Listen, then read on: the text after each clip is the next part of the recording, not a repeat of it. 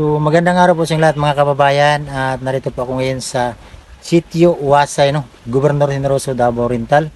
So dito tayo ngayon sa lugar na to po mga kababayan. So may napuntahan tayo dito. Sinurvey ko na tong lugar bago ko pinuntahan. So may kababayan tayong nangailangan talaga ng tulong dito. So napakarami nila dito. So ang unahin ko ngayong i-vlog ay yung batang iniwanan ng papa at namatay na yung mama. So ang nag-alaga sa kanya yung lula niya. So napuntahan ko na yung mga kababayan. So abutan natin ng tulong ngayon. May dala akong bigas at kung ano yung magbigay natin. Sana po ay suportahan nyo ang aking channel sa aking misyon sa pagtulong sa ating mga kababayan. Dito na lalo na ito sa Gobernador Generoso, no? Davao Oriental. So samahan nyo ako ngayon sa ating vlog sa pagtulong sa ating mga kababayan. So tara.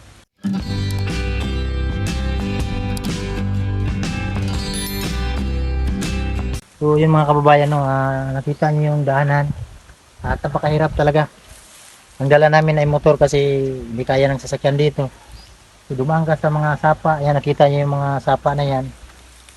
So abangan natin ang ating mga upload kasi napakarami tayong mga kababayan na puntahan dito na sitio na to. Napakalayo pa to, siguro ang lalakarin mo na nasa mga 4 hours. Dumaan ka sa mga sapa. So hindi lang yung layo, importante matulungan natin yung ating mga kababayan na hindi naabot ng ating gobyerno.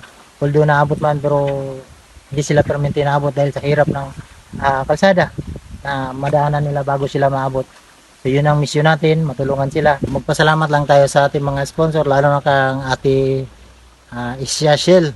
So salamat tita ng Abu Dhabi. So salamat tita sa pagpabot mo ng tulong kasi abangan nyo mga kababayan dahil ibalikan natin yung bata at abangan nyo kasi napakagandang sorpresa para sa mga bata. Si Tita Isya Shell, no, ng Abu Dhabi, siya yung sponsor doon sa 2 kambal na iniwanan ng mama. So balikan natin, abangan nyo sa aking YouTube channel para ano yung sorpresa natin sa mga bata. So dito muna ako nagtulong kasi marami tayong mga kababayan talaga dito na nangailangan. Ito muna yung punta namin ngayong araw. Panoorin nyo itong aking vlog kasi napakarami ng mga tao dito na nangailangan ng ating tulong. So tara, doon na tayo. Nagmotor lang po kami. Sama ngayon si Dave, kaibigan ko. Kailangan ngayon. Pasensya na sa ating camera na maalog dahil sakay tayo ng motor. Ay, init. So yan, umpisa na ang pagtawid ng ating kaibigan. Sige na, tabok na.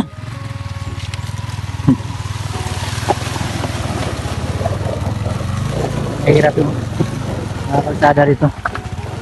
Bumaba ako, baka matumba tayo. Pasaya yung cellphone natin. Ano ang sapa ito mga kababayan.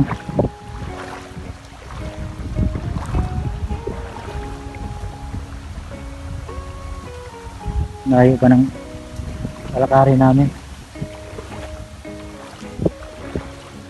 So ito, may naalala kong ganito ba yung kang tatay nung natulungan ni Tita Edna. Ganito yung lugar din. Punta kami. Punta ba kami yun sa unahan?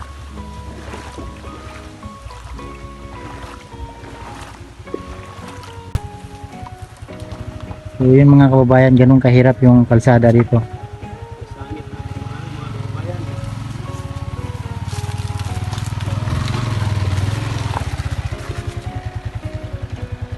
So yun mga kababayan, bumaba na lang ako kasi pakahirap yung kalsada. Kaya lol, matumba tayo dito. Hindi ba ito agi? Meron? Sige. Bakit parang malasang ito? Hirap ng daanan dito mga kababayan papunta sa kanila. Sinurvey na namin to. Marami talagang nangailangan dito. Yan, sapa na naman. Wala na, lalim yan, Dol. Baka matumba tayo dyan. Sira yung cellphone.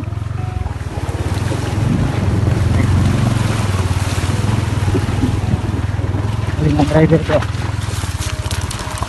Tumba tayo dito ka.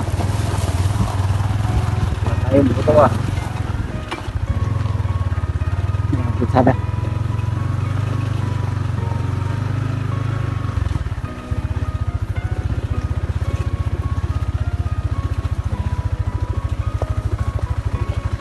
Ganun kahirap yung daanan dito mga kababayan sa kanila.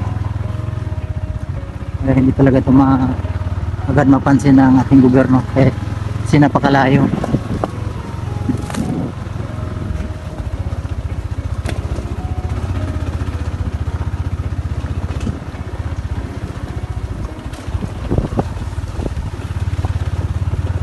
Bahay.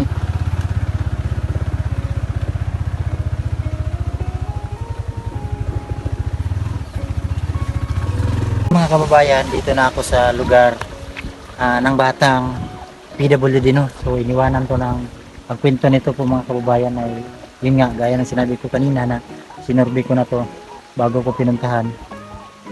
Ang kwento nito mga kababayan ay iniwanan ng hindi na binalikan din ng papa nila.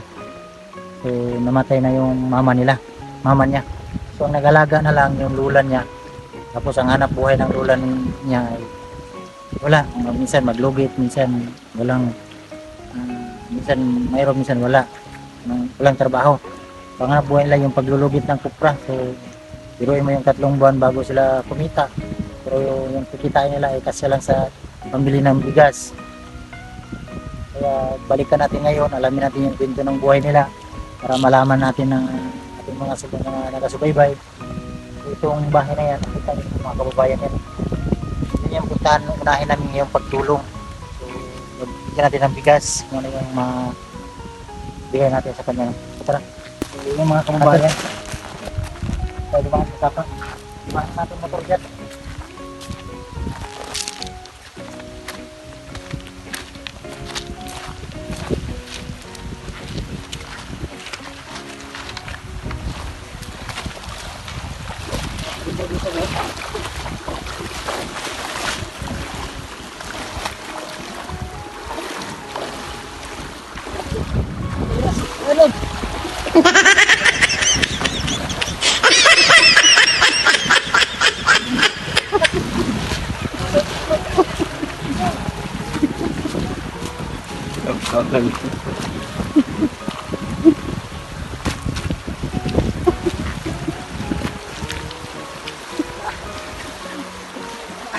Ano tuloy yung pintilas ko?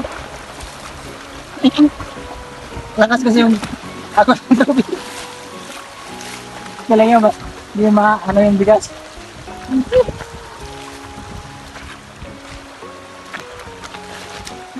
Kawawa yung cameraman. Walang kwenta tong cameraman to.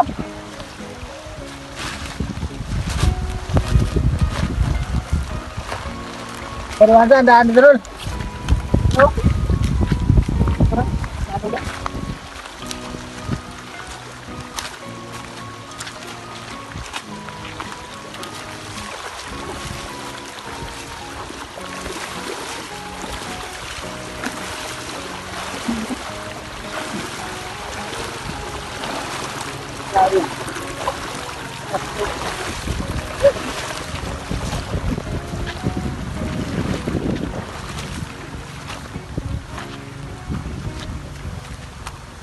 So yung mga kababayan, yung kameraman ko, tawa ng tawa. Mahulog kasi ito yung sinilas ko na ano.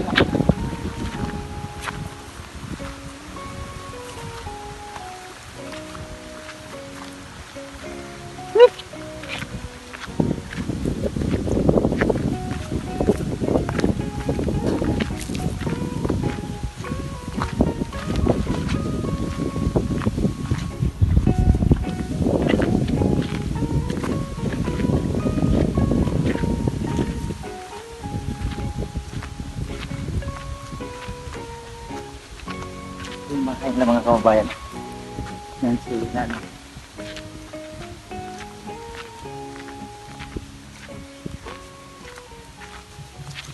yung mga kababayan, dito na tayo sa bahay ni nanay.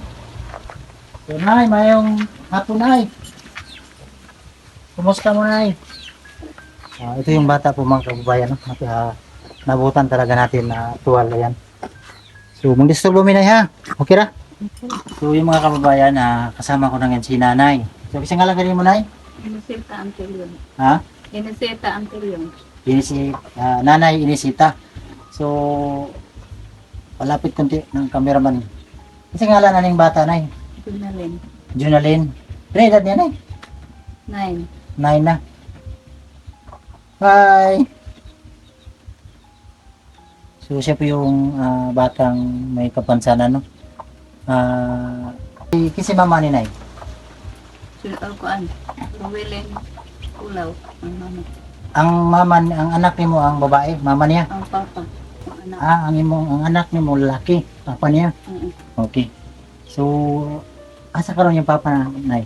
Sa Davao na may pamilya po. Ano po yung pamilya lain? Wala na nagparamdam sa'yo, ha? Wala. Grabe na. Ang iyang mama, asa na? Patay na. Patay na po diyang mama. So, yung mga kababayan, linawin ko lang kasi may kababayan tayo na hindi nakaintindi ng Bisaya. So, ang sabi ni nanay, itong bata ay hindi na binalikan ng papa niya. Ang anak ni nanay, yung papa ni Bibi. So, ang mama nito ay wala na, pumanaw na.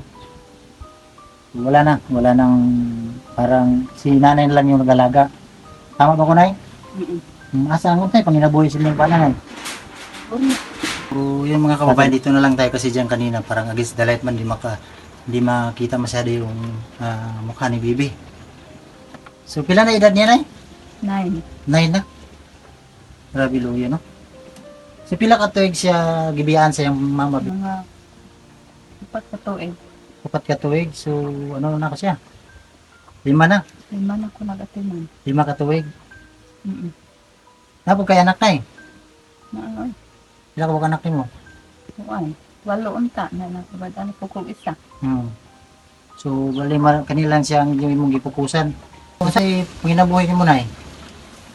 Kuan, dere na. Mag-atiman sa iya. Namang lugit kung nailugit ko nun. Maglugit o kupras. So, kung ano po ang sako, 40. Ang Sa isa ka adlaw, kakuha po ko 5 ka sako. 200 lang. 200 Lipay na lang kung kapalit ko sa iyang kuninang lamon. pugas. Pampers o mga kape niya. Gatas. Ano ang kailangan mo? Pag time na mangari ka o magkuhan ka, maglugit, unsa man nimo ang kuhan? Unsa may kuhan nimo? Trabaho na naman siya. Kauban mo. Ibili na ako dito. Kaya di man po pwede madala. Ibili na ako dito dala. Sira isa. Ibili mo din sa balay. Yung yan o. Leon lang na ako panood to. Asan mo nga nagdili makabantay ni Spila po? Kuya lang po akong anak ko. Kuan dito si Gaboy. Sabi. So, yung mga kababayan, no, sabi ni nanay, minsan maglugit daw siya ng kupra para may makain sila. May pambili nila ng bigas, diaper ni baby, para daw may pangtusto sila sa pangaraw-araw.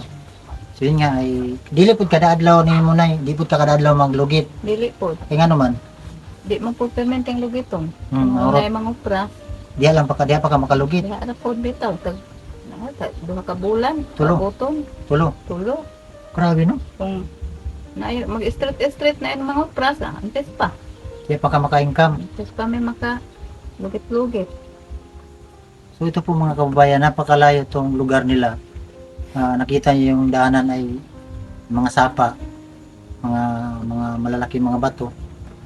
Napakahirap talaga kasi hindi basta-basta kung puntahan mo ng sasakyan, hindi madaanan ng sasakyan, napakahirap ng kalsada. So ang sabi ni nanay, pag time daw siya may maglugit ng kupra para may pangtusto sila araw-araw, iniwan tong bata. So si baby, siyang galingan, kalimutan ko na. Yun na din. Bibi Junalyn. So mag-9 na to siya. Iniwan ng mama, mag-4 pa siya, no? Mula nung pumanaw yung mama niya. So si nanay lang yung nag-alaga sa bata. So yun ang problema, si nanay ay walang hanap buhay. Ang sabi niya ay, yun nga, ay 3 buwan, yun pa, makatrabaho siya pag lugit ng kupras. So ang kita niya 200, mahirap. Ang pangailangan nila, sana po ay may mga kababayan tayong makapansin, lalo na yung ating gobyerno dito, mapansin to, bigyan natin to ng pansin, itong bata. Unsay panawagan ni mo na, unsay matabang na mo na sa unsay kailangan niya sa kaning di ka maglisod panahon sa adlaw kanang wheelchair, Siya, sir, akong pangandoy, sir, kay nangandoy kag wheelchair. pag panarbaho siyang amahan, inandun ako nga, kaning kamot kay, para makapalit tag wheelchair. Ninyo man hinang unsa. Wala nino ni balik. Na, kinaan ko'y pamilya siya. So yung mga kababayan, ang pangarap pala na sabi ni nanay, mula nung umalis na yung papa nito, sinabihan niya na maghanap ka ng trabaho para magsipag ka ng pagtrabaho para mabilihan mo to ng wheelchair yung anak mo. Kaso lang yung papa nila ay anak ni nanay, hindi na binalikan tong bata. Ngayon itong manok ko eh. Yun nga, sana po ay may mga matabang puso makakita sa ating vlog kahit wheelchair yung mabigay nating kambibi para hindi perminti maghiga ba. So sana ay may makakita, pakishare po sa video na to po mga kababayan para kahit paano may makapanood ng ating mga kababayan na matulungan to si Bibi yung wheelchair kasi napuntahan ko na to, nasurvey ko na to dito, nabutan ko talaga nakahiga to. Kasi pag perminti siya matulog na eh. Permente, yun, labi na ako trabaho. Okay, pag sige siya katulog, maghigda siya perminti, mahayang lang ni sa perminti matulog. Usahay kong magabi, akong pataliko, akong ipatakili. Mo patakili kay kung sige siya gigda, ang yang likod Init. init, may tendency na yang likod ma-adapt og ulnom niya. So init man. So yan nakita niyo po mga kababayan, yung mga kamay niya, napakaliit. Pero yung mga tiil na eh. Hmm?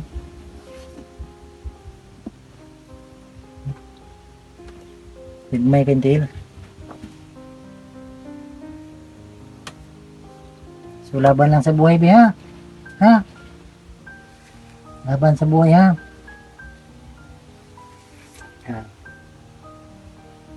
Wow. So masakit dito mga kababayan kasi wala na yung mama. So may papa, hindi na sila binalikan. Yun ang problema. Kaya sa ating mga kababayan, sana po ay matulungan natin si Bibi. Ako po ay humingi sa inyo ng tulong. Sino may yung nakakangat sa buhay ay kung ako lang hindi ko talaga kaya matulungan sila. Yun nga, napakaliit lang yung kinikita ko. Kung malaki lang talagang kinikita ko ay ano ko talaga to, tulungan, pabutan ng tulong kahit bigas, mga diaper. Although mga bigyan man natin pero hindi sila natin perminti maputan nga ay yun nga ay napakalit lang yung ating kinikita pero ganun pa man ay nakatulong pa rin tayo sa kanya no. So, sana po ay matulungan natin si nanay kasi napakahirap talaga ang buhay. Nakita niyo po mga kababayan ay kapos talaga sa buhay no. Pero tagaan kag bugas na ha. Kunin ko muna yung bigas mga kababayan. Atala ko si nanay ha. Salamat na grasya nga naabot ako akong adlaw. Ampo ko sa Ginoong unta nga nailamdagan nga kasing-kasing nga maabot sa mua nga mutabang. Sige lang na ilaban lang sa buhay na yan. Karon po ko dungog sa Ginoo akong pag-ampo unta nga naitaw nga kaluyan nga makauna sa mua. Kaingon yun ko nga na Ginoo kay tubag yun niya akong pag-ampo. Sige lang na karon na kung sa kailangan diaper. Pagpalit mo ng diaper na yan. Singga may na kinasing-kasing na ko rin hinatag si mga. Gikan po na galing po yan sa akin mga kababayan kasi may kunting kinikita tayo sa YouTube. So yun nga, ibalik natin sa kanila kahit maliit yung kinikita ko ay ibalik ko sa ating mga kababayan na nangailangan. Kasi hirap.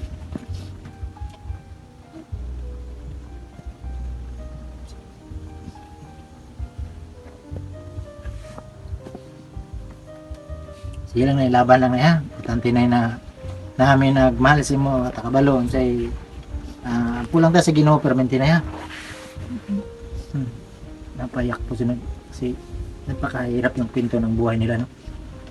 Biruin mo yung iwan tong bata sa bahay para lang makapag lugit ng kupras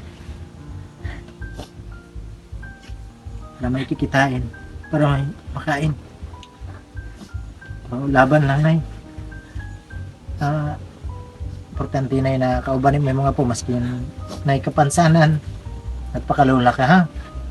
So sana kuya mapansin mo si nanay, yung anak, balikan mo. Hindi niya alam nang nangyayari sa kanya kasi hindi naman niya sinadya na magkaganito siya, na may kapansanan, no? So hindi niya kasalanan. So sa atin, sana binalikan mo yung anak mo kasi kawawa. Sige lang nay, sana may makakita, matulungan tong pamilya na to. Kahit malayo to mga kababayan, pinuntahan ko talaga to kasi nung sinorbi ko to, bumalik na lang ako kasi napakasakit talaga tingnan yung sitwasyon ng bata. Hindi niya alam ang nangyayari sa buhay niya. Wala na siyang mama, may papa siya, hindi na nagparamdam. Mahirap. So, si nanay ay makahirap din. Dito sa kanila napakalayo pa. So laban lang sa buhay na yan. So importante na yun. Sa reliyon ni mo na Epradadix. Christian. So importante na yun na magampo dito sa Ginoo permente. Sa imabot sa to ang mga pagsulay. Pero kabalo ko na ang Ginoo dili mahatag og pagsulay kun di na to kaya, no. Maningkamot lang ta permente magpray lang ta pagmata na to na safety, wala tay sakit. So gitagaan man kag kuan sa Ginoo na apo na ngani. Pero sige lang, basin may planong Ginoo sa imo na, no. So pasalamat lang ako sa lahat ng mga sponsor na nakatulong sa akin. Maraming salamat sa inyo lahat, no. Ay maghinay-hinay minay, ha. Salamat po. So hinay-hinay minay. Ay mutabok pa pud mig sapa, ha. Salamat So, kayo bye-bye sa inyong tapang. Sige lang. So yun mga kababayan, naalis na po kami dahil hindi ko talaga napigilan ang sarili ko, no, sa missional tayo naka-success sa buhay ng bata. At biruin niyo yung 4 pa na taon iniwanan. So may kapansanan, hindi niya alam ang nangyari sa kanyang buhay. Ay mama niya ay wala na, pumanaw. So papa niya hindi pa siya binalikan. So kawawa si nanay ay napakahirap din. Ay walang trabaho. Yan ang kailangan talaga ng tulong. So magpasalamat lang ako sa lahat ng mga sponsor na nakatulong sa akin. Sa mga anonymous na ayaw magbabanggit ng pangalan, sana po ay suportahan nyo ang aking channel sa pagpatuloy nating pagtulong sa ating mga kababayan.